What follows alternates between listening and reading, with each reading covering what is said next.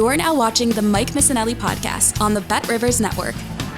Good afternoon, everybody. Welcome to another Mike Missanelli podcast. This is podcast 157, if you can believe it. Tuesday, January 23rd, brought to us by BetRivers. Let's get right to the business today. Of course, last night, a monumental night at the Wells Fargo Center as Joel Embiid goes for 70 points against the San Antonio Spurs. People that came to that game last night got their money's worth. They saw a franchise record of 70, plus Victor Wembanyama with a 33-piece. But 70 is monumental because it breaks Wilt Chamberlain's 76er record. Now, Wilt scored 100 points while playing for the Philadelphia Warriors. So that's the Sixer record of 70. And they accommodated Embiid to get it. Towards the end, everybody was trying to get him the ball to get to 70. It's just a great performance. If you look at the numbers, you look at the free throws that he had last night. And I was watching the game in the first period last night where he could do anything he wanted. He was making medium-range jump shots. He was bulldozing people down low. He was getting offensive rebounds. And I tweeted in the first period, this looks like Embiid can get 60 points if they let him play enough minutes, because I thought it was going to be a blowout. What helped Embiid last night is that the San Antonio Spurs stayed close.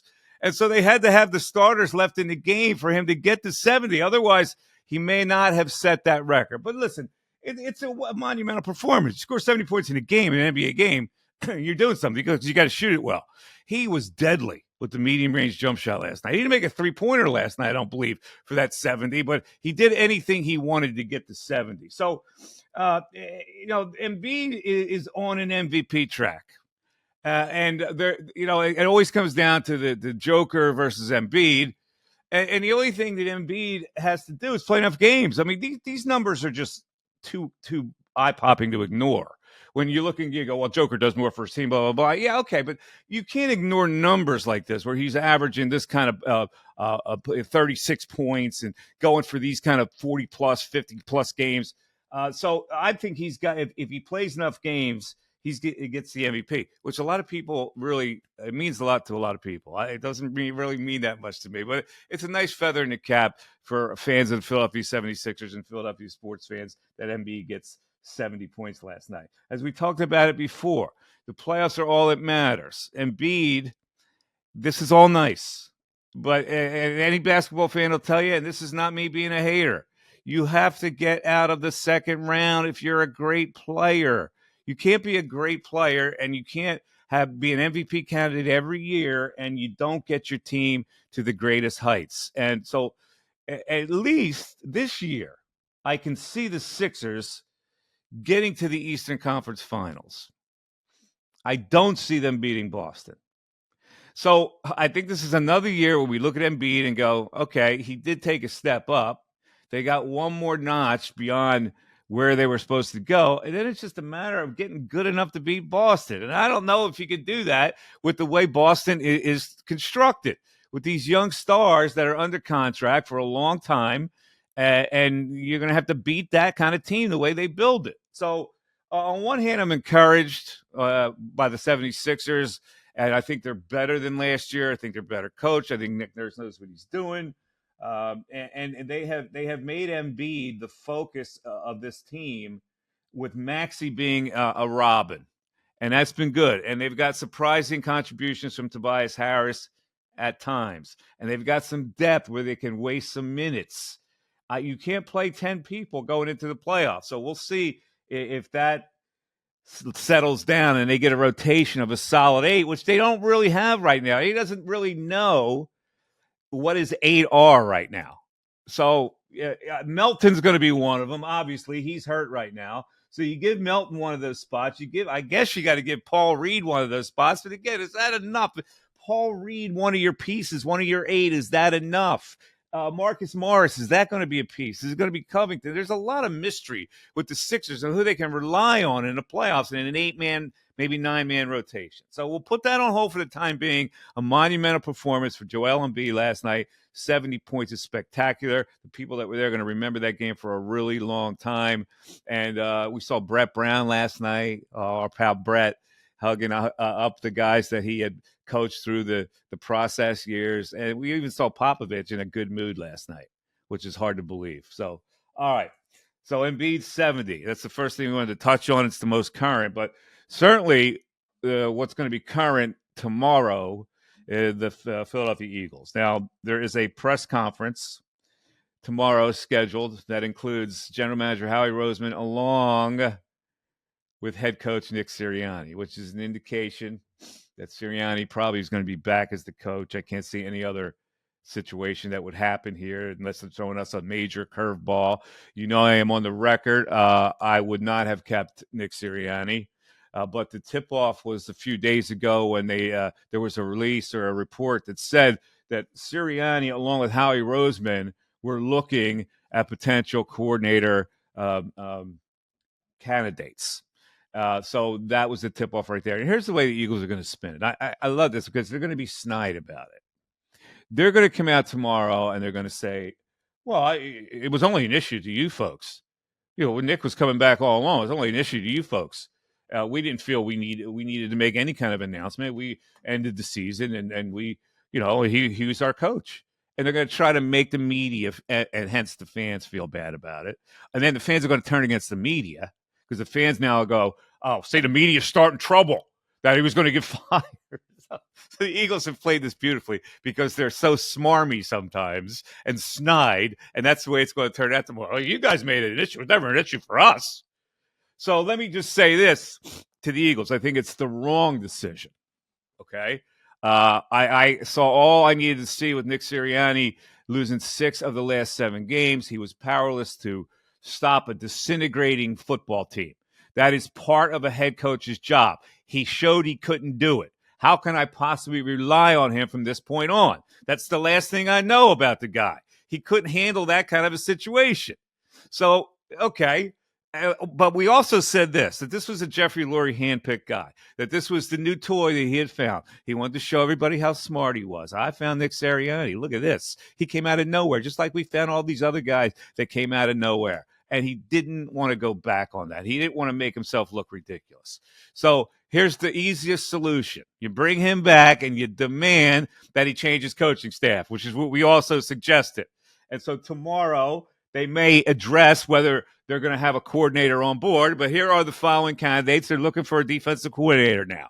And so here are the names that are being thrown about. Wink Martindale from the Giants, Ron Rivera, the deposed coach of the Washington Commanders, and Mike Caldwell. These are retread people, all right? These are not innovative selections. I mean, these are guys that have been around the block, have been kicked around. They have a reputation, okay, but it's not novel. It's not anything that, you know, you believe in because Wink Martindale blitzes a lot. You're going to hire him, and the Giants stink. And Ron Rivera, you're going to take a head coach who's been a head coach for all this time and have him be a defensive coordinator and think he's going to be like totally immersed in that kind of a proceeding. He's been a head coach. Once you've been a head coach, you don't want to go back to being a coordinator. I would doubt his commitment to that. And Mike Caldwell's been around forever. I don't need a guy that's been around forever. I need somebody that's bright, somebody who looks at modern day football and can come up with schemes. You know, Jonathan Gannon was that type of guy. Shane Steichen was that type of guy. I at least lauded the Eagles for going out and doing some due diligence to find a nouveau coach. I'm a nouveau guy. I don't go back in time. So, no, I wouldn't like to see them hire Wink Martindale or Ron Rivera or Mike Caldwell. And maybe that's the solution. Maybe Lurie has now given in. And we talked about giving in with the head coach, not the coordinators, with the head coach. We talked about, all right, stop trying to find a new shiny toy. Get somebody who's reliable. Get somebody who's been through it. Get a veteran. Get a Mike Vrabel type. Change the mindset. Well, now he's going to do that with the coordinator and bring Sirianni back. I don't know what to think about the Philadelphia Eagles, but I can tell you that presser is going to be pretty interesting tomorrow, and we'll have the highlights of it. We'll come back at you on Thursday with the highlights of what they do tomorrow after we have time to study. So let me bring producer Darren in on the first couple of Eagle issues that we talked about. Are you on board with an experienced defensive coordinator? Because I tell you, most fans probably are. First of all, I want to say one thing about Sirianni. I don't do this often, but I have flipped my opinion because I have liked Nick a lot. But the more I thought about it and the more I think about it, it doesn't make a whole lot of sense to bring him back, really. I know we both know why they're bringing him back because, Laurie and Roseman like to have full control over these type of things, and and he's just to them a figurehead. So that's why they're brought him back. As for defensive coordinator and new coordinators, no, I don't want retreads either. I don't have any particular names involved, but I would look at the Baltimore staff. I would look at San Francisco staff. I might even offensively look at Green Bay staff and what Matt LaFleur is doing for a position coach, one that they're high on, one that is closely intricate with the system. I don't want a guy. First of all, Ron Rivera and Mike Caldwell are big linebacker guys. Like they're gonna argue for linebackers. They both played linebacker. They both won awards for coaching linebackers. They were both predominantly linebackers coaches before they got into their defensive coordinator positions, and in Rivera's case, head coach. Um, so no, I don't want to retread. Offensively, I don't want Frank Reich. Enough of Frank Reich. I'm so tired of hearing Frank Reich's name. I know Jim Bob Cooter. Go for it. I want a newer, fresher mind on both sides of the ball. Look at the successful staffs that are out there now. There are several. That's where So you you're go. looking at offensive coordinator as well as defensive coordinator. Of course, offensive coordinator looks like Brian Johnson's gone. Brian Johnson Uh, is out as of this morning. yeah, so Jim Bob Cooter, it would be a sensational name to I, have in town. I yeah, I We could that's do it. the Jim Bob Cooter moment every week here on the podcast, but I can't hear his name I for don't know. 4 years. I don't know where the Or whatever. franchise is. It'll be really interesting to see how hard they're pressed tomorrow in this press conference by the people who cover the team, and that's the thing I'm most looking forward to. To press on these guys, Sirianni, and I want to really know. They're not going to tell you, but maybe Howie Roseman will take a bullet here about the defensive coordinator switch, because I can't imagine if if it's Sirianni. I mean, I don't think it is. I really think this came from above. But if it's Sirianni, how could I ever trust a guy like Nick Sirianni again who would make a faulty decision like that? I hope that is explored tomorrow with questions, because you could ask hard enough questions to get an inkling on what happened with that situation, whether Sirianni endorsed it. So if he admits he endorses it, then the follow-up question is, well, why would you endorse that? Why would you think that would work? And I would go deep with him on that. I would go back and forth if I was one of those reporters. I think keeping Sirianni tells you all you need to know, that they know they weren't his choices for coordinator. So that's what I think anyway. Well, I would like to see the truth exposed tomorrow with the Philadelphia Eagles. All right, let's get to the NFL playoffs. Before we get to the actual matchups, there's a topic that I would really like to discuss here. Because as the San Francisco 49ers were playing the Tampa Bay Bucks, there was all kinds of activity on social media from Philadelphia fans about how they wanted the 49ers to lose. I don't understand a mentality like that. You see, once the home team is out, I want the best teams possible to advance. Like, it's funny because you cut off your nose to spite your face. You want the Tampa Bay Buccaneers to beat the 49ers because you hate the 49ers. Here's the reason why you hate the 49ers. Because they whined after you beat them. Who cares that they whined after you beat them? I get it, where it's annoying, but then they buried you during the regular season. So there's like a double hatred. A, they whined about losing to the Eagles because they didn't have a quarterback in the year before. And B, they took the Eagles' hearts out this year, which was the main reason why the Eagles fell apart. The 49ers took their heart. But now let's cut off your nose and I'll just spite your face here, because then you're going to have the Tampa Bay Bucks in the frickin' Super Bowl. Now, you'll be the first one to complain about an inferior team skating their way to the Super Bowl by luck or whatever, by happenstance. I don't want the upsets to happen because it reduces and dilutes the product that is brought to you. And then people say to me, well, Mike, what about the NCAA tournament? I don't like the upsets in the NCAA tour. I like it in the first round. I like the first round upsets. When the tournament advances, I want the best teams to play each other. It's a more interesting game. We're all in this for the entertainment value, right? Do I want to schlep 10 seed playing in the Final Four? No, I don't want that. I don't want it because they don't deserve to be there. They caught lightning in a bottle. You reduce a team's efficiency during an entire season if you go for that short-term gulp of satisfaction. So at the end of the day, here's what you do. The Tampa Bay would have beat the 49ers. You go, yeah, the 49ers. And the next day you go, oh, shit. That's what you would have done. And I look past that. Darren, I know you were probably one of them that wanted the 49ers to lose, right? No, I want to see. I'm like you.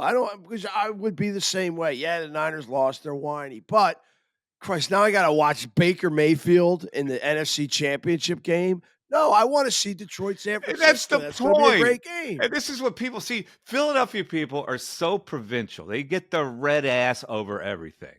And it's like, I go, so what? So they whined. You won the game. You went to the Super Bowl. Who cares if they whine? Why is that still an issue that they whine? Let them whine. It doesn't mean anything. And your butt hurt because they were that much better than the Eagles when they played them here? Like, I don't get this mentality. You got to look at the reality of it. The 49ers are a team that I wish the Eagles were. That's the bottom line, right? Whether you hate them or not, they're a great team. So I want to see that great team go to the ultimate game. What are the two best teams remaining now? Don't you want to see them play each other? Do you not want to see the 49ers play the Ravens right now in the Super Bowl? Good. Would that not be the ultimate Super Bowl?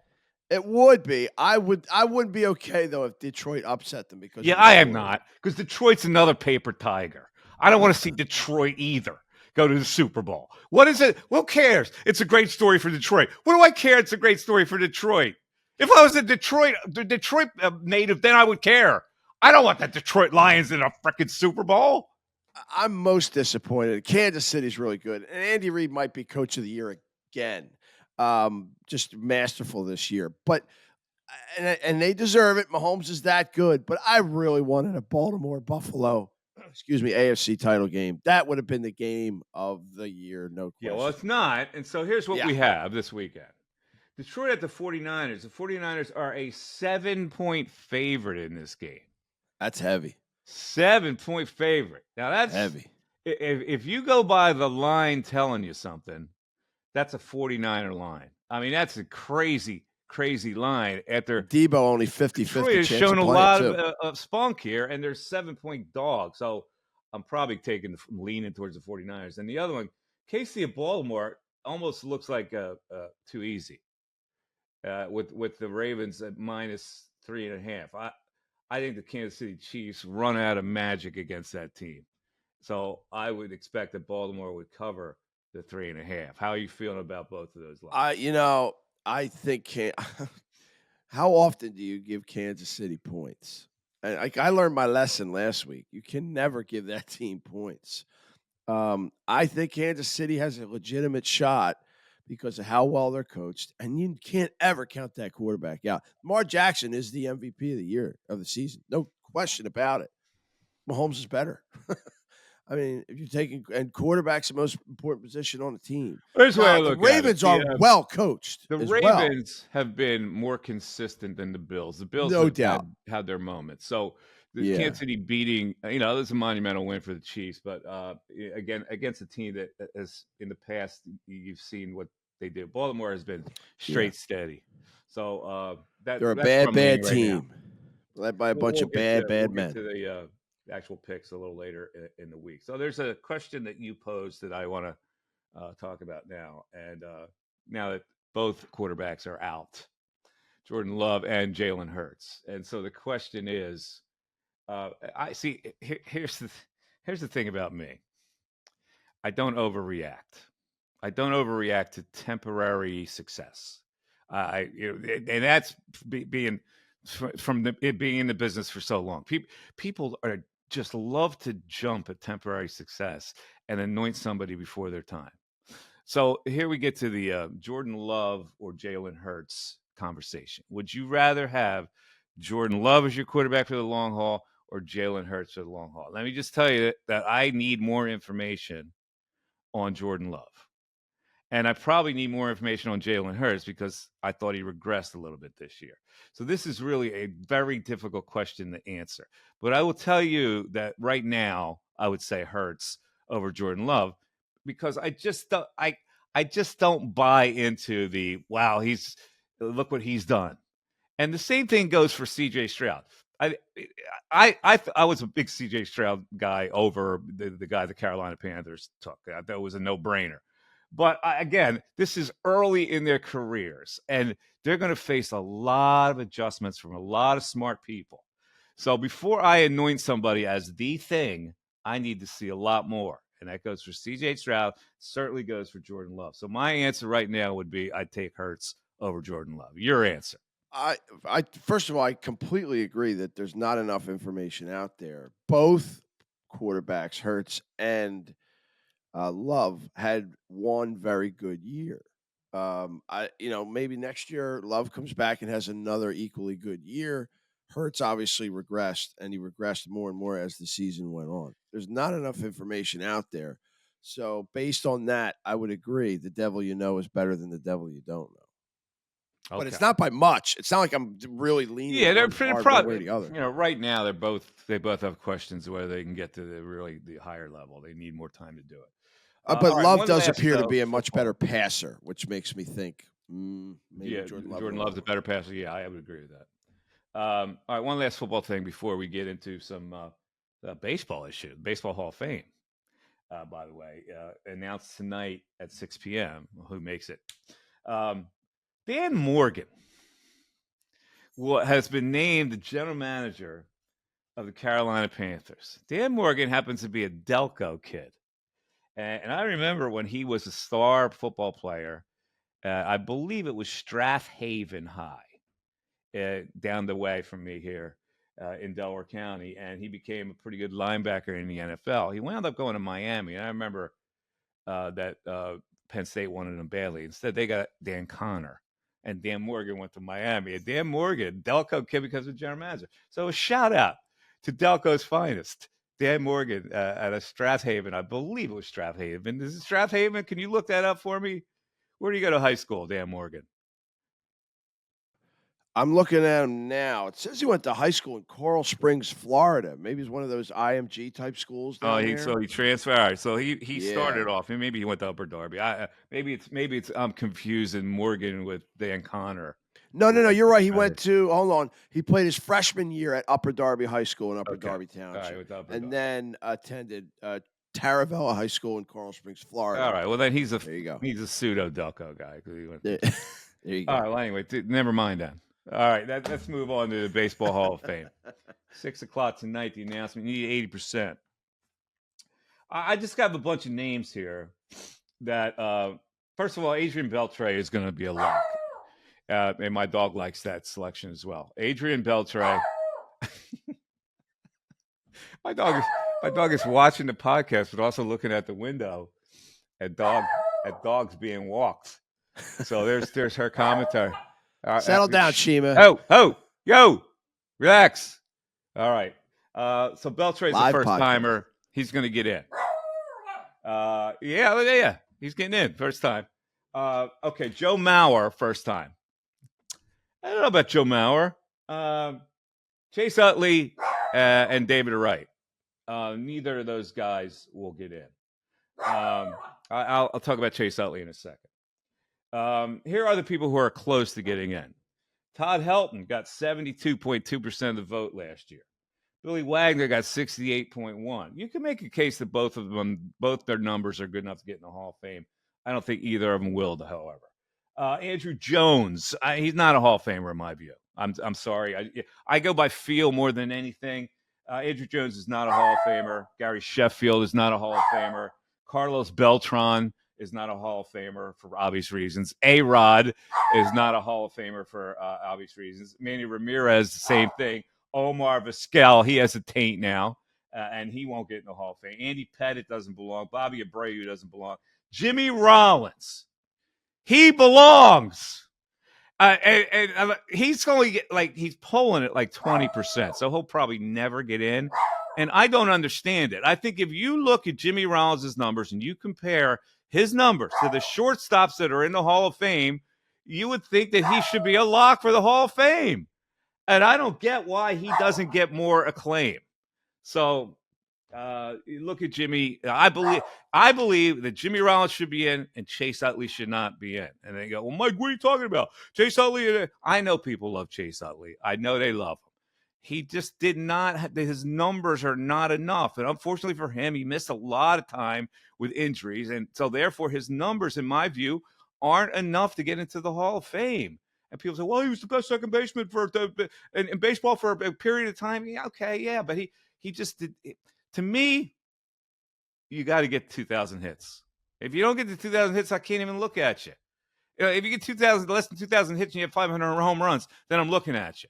But if you get less than 2,000 hits, I'm sorry. So Chase does not belong. I know that'll upset a lot of Philly fans out there. That's my view on the Baseball Hall of Fame, which tonight at 6 o'clock will be revealed. I guess we got to close it down. Did we forget anything today? No, we will have reaction to tomorrow's Sirianni Roseman, the Eagles press conference. Yes, we're all over the map today. We appreciate you listening today. Again, I've been doing a lot of cameos lately. I'm having fun with the cameos. So if you want a personal shout out, all you got to do is go to cameo.com, put my name in there.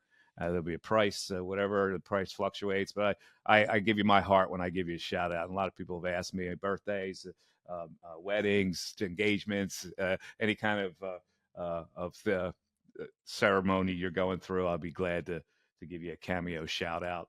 Also, you can email me, mike@mikemiss.com. We put a lot of controversial things on the map today. So if you have any opinions, anti or pro, the opinions put out today, I'd love to hear it at mike@mikemiss.com. And of course, you can check me out on Twitter at MikeMiss25.